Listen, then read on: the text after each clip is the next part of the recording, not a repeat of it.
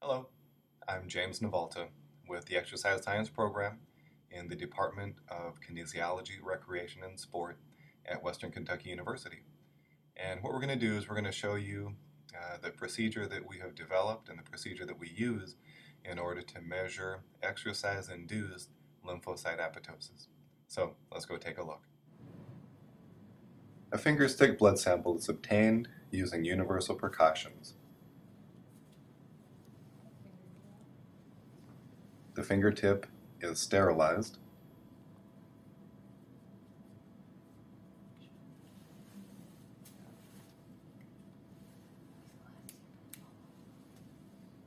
Then punctured.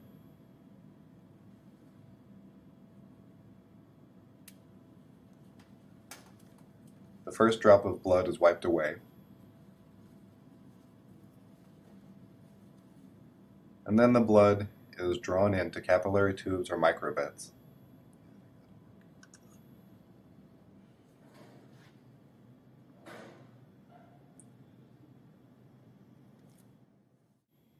Ten microliters of whole blood is pipetted into an antibody panel containing flow cytometry staining buffer, appropriate fluorochromes, including annexin V,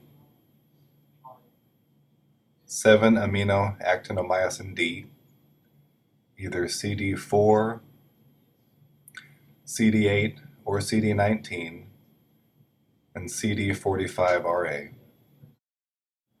In addition to a cells-only tube, we have used compensation beads as a control to help set up our experiments.